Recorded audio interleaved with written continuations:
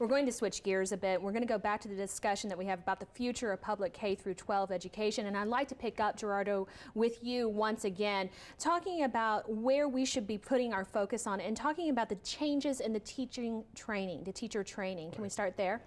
Yes, well, I think you may be aware that the Department of Education has proposed changes to the way that teachers and educators are licensed in Indiana.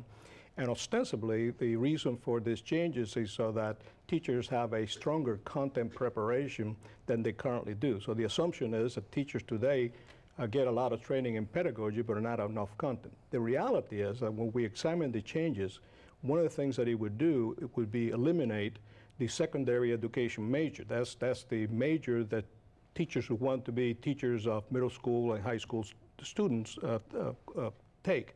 Well, if that were to happen, we would see a reduction in the content hours that teachers are required to have before they graduate, because the secondary education major actually requires more content hour in the subject areas that teachers are going to teach, like mathematics, than the disciplinary major. But it would also mean a reduction in the hours that we require our teachers to have to prepare themselves to teach that content effectively. So there will be less pedagogy, there will be less field experience, it's less supervised teaching, and that's of great concern to all of us in education.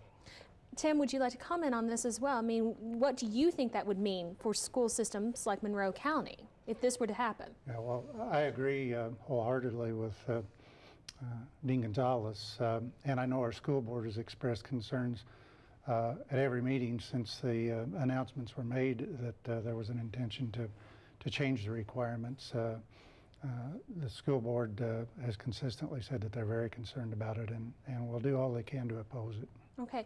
Representative Pierce, Matt, what do you think that what this will go through and what this will mean for education in the state of Indiana? Well, there's a beginning of what could be a really serious policy shift that people have not focused on, and that is a shift away from supportive public education to private education. I think there are some in Indianapolis who don't respect what teachers are actually doing in the public school classrooms, and they kind of have this attitude left over from the Vietnam War that we must destroy the village in order to save it. And so what we're seeing is, for example, at a time we were struggling to get every dollar possible into public education to stop the cuts, we had the governor insist on $2.5 million for tax credits for people who contribute to scholarships for private K through 12 schools. That's really just kind of a backdoor voucher program. There have been people who've wanted that. It's kind of a Milton Friedman approach. The idea is if we just have a lot of competition from private schools, that will somehow force the public schools to get better. And there's not a realization that you have all these external factors of where the kids are coming from. What is their home life like, their socioeconomic status? That impacts what happens in the school. And so instead of focusing in on how do we deal with those wider societal problems, it's let's just shift our resources in the public school because we think they can do it better. It's one of the aspects of the proposal on professional licensing is the idea that rather than having a superintendent come up through the public school system, it would be better just to have some CEO ride in on his white horse and save the day, because the assumption is the CEO, because he can run a corporation, private corporation, will know best how to run a public school system, whether he has any experience in the classroom or not, or understanding of education. And I think that's fundamentally a flawed approach, but it's driven by the bigger ideology of privatization. I think some would just be happy to privatize our schools because the assumption is anything that's in the private sector is better than the public sector. Do you think with the new administration, Gerardo, I'll go to you on this, with Obama's administration, we are getting away from that idea of, you know, the voucher system and the CEO and that kind of thing? Do you think we're getting away from that? Well, I think that the Obama administration and Arne Duncan, who's his Secretary for Education, come from the Chicago public school systems, recognizes that teacher quality and an investment in the infrastructure to support education is very important. I think Duncan has indicated an interest in alternative routes to teacher licensing and charter schools and some of the same kinds of approaches that have been already implemented as part of the various reform movements. But they have insisted on database management of this system. So they're asking the states to develop data systems that would help inform the outcomes of some of those decisions. And they are pushing for high standards that we can measure our progress against. And I think that's an encouraging sign. But Indiana actually has done quite well when you look at what's happening nationally. For example, our fourth graders score in the top 10, I think 7th in the nation, in the fourth grade mathematics National Assessment of Educational Progress, or NAEP, scores. So we need to look at what we're doing well here and build on that, rather than, as Mance has indicated, just sort of destroy the village in order to save it. We got to invest in those things that are working, and I think those decisions are basically local and state decisions, and the federal government can invest in the research and provide some policy frameworks from which we can then benefit. That's great. Tim, I want to talk to you a little bit about how you think that Monroe County is doing when it talks about, I-STEP and the testing that Gerardo was talking about. How are we doing?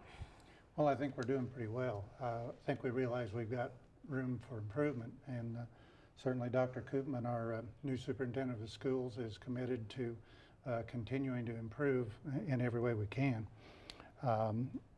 But we've always tested very well compared to other school corporations in the state, in terms of the state averages, and we've done well, but we know we've got a lot of room to improve, and our graduation rate, high school graduation rate, we're not satisfied with in any real level, and Dr. Koopman has certainly expressed his desire to improve that rate substantially over the next 2 to 3 years. I'm going to end it. We have a few seconds, but Matt, are we sticking with the I-STEP? Is this just going to be a part of our school system, do you believe?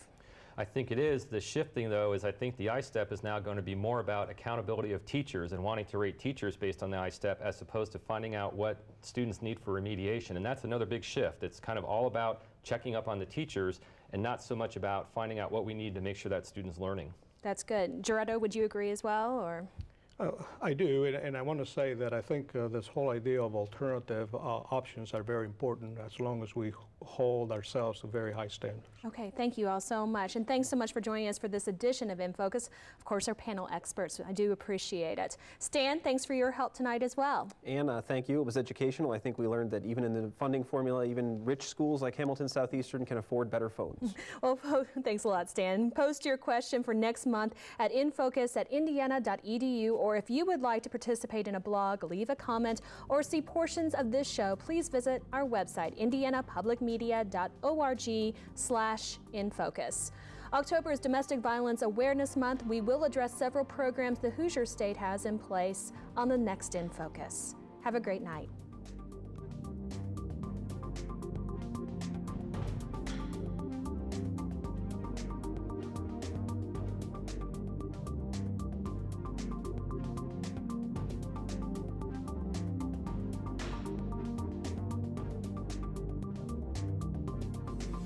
Production support for In Focus is provided by Smithville, a locally owned business serving central and southern Indiana since 1922, with residential and business internet, voice, and security services. Smithville, local pride, global technology. Information at smithville.net. Hoosier Energy, providing electricity for central and southern Indiana electric cooperatives and their member customers. Information at hpen.com. And by viewers like you.